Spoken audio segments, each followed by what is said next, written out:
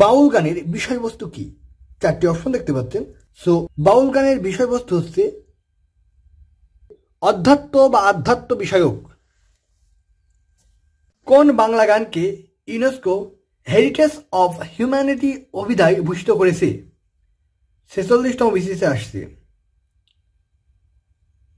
So heritage of humanity অভিধায় ভূষিত করেছে বাউল গানকে। বাউল মতের প্রতি শিক্ষিত মহলকে উৎসুক করে তোলেন কে? উৎসুক করে তোলেন রবীন্দ্রনাথ ঠাকুর। মধ্যযুগের অনুবাদ সাহিত্য রচনায় কোন মুসলিম শাসকের গুরুত্বপূর্ণ ভূমিকা রয়েছে? আনসারটা হবে আলাউদ্দিন হোসেন শাহের ভূমিকা গুরুত্বপূর্ণ ছিল। মধ্যযুগে বাংলা সাহিত্যের পৃষ্ঠপোষকতায় অগ্রণী ভূমিকা পালন করে পাঠান শাসকবর্গ। রোসাঙ্গ রাজসভায় বাংলা সাহিত্য চর্চার মূল পৃষ্ঠপোষক কে ছিলেন? মূল পৃষ্ঠপোষক ছিলেন মাগন ঠাকুর। ইরানের কবি হাফিজের সাথে পত্রালাপ হয়েছিল বাংলার কোন সুলতানের? অ্যান্সার হবে গিয়াসউদ্দিন আজম শাহের পত্রালাপ হয়েছিল। রসুল বিজয় কাব্যের রচয়িতা কে? রসুল বিজয় কাব্যের রচয়িতা জৈনন্দিন। কোন কবি হোসেন শাহের পৃষ্ঠপোষকতায় কাব্য রচনা করেন? মালাধর বসু। আপন ঘরে বোঝাই শোনা পরে করে লেনা দেনা চরণ দুটি রচয়িতা কে? এই চরণ দুটি রচয়িতা লালন শাহ।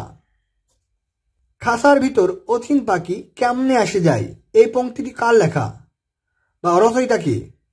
এখন অ্যান্সার হবে লালন ফকিরের রচনা।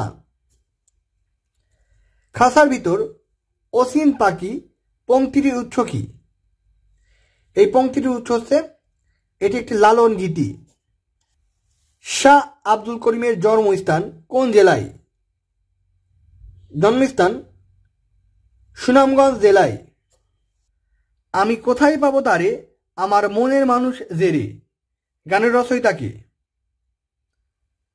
অ্যান্সার হবে গগন হরকরা। বাংলা গানের মনমী সাধন ও লোকসঙ্গীত রচয়িতার মধ্যে কে সিলেট অঞ্চলের নয়? অ্যান্সার হবে উপরের সবাই সিলেট অঞ্চলে, যেমন হাসন রাজা, শাহ আব্দুল করিম, রাধা রমন দত্ত, কালা শাহ। অ্যান্সার হবে উপরে সকলেই সিলেট অঞ্চলের তাদের বাসা ছিল। বাংলা সাহিত্যের পৃষ্ঠপোষকতার জন্য বিখ্যাত শাসক কে? বিখ্যাত শাসক আলাউদ্দিন হোসেন শাহ। বাংলা ভাষা ও সাহিত্যের বিশেষ সমৃদ্ধি ঘটেছিল যে শাসকের আমলে?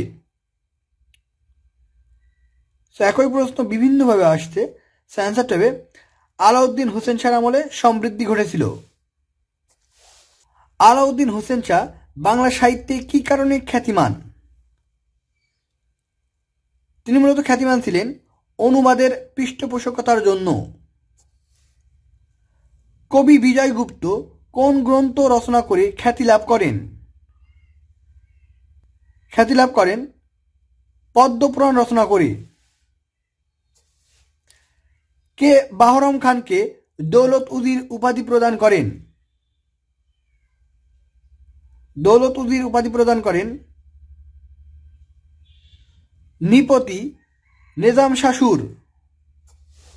আমার ঘরের চাবি পরের হাতে গানটির রচয়িতা কে? গানটির রচয়িতা লালন শাহ। কেউ মালা কেউ তসবি গলায় তাই তো জাত ভিন্ন বলাই এই পংক্তিটি নিচের কোন লেখকের বা কোন একজনের? অ্যান্সার হবে লালন শাহের। খাসার ভিতর অসীন পাখি কেমনে আসে যায় এই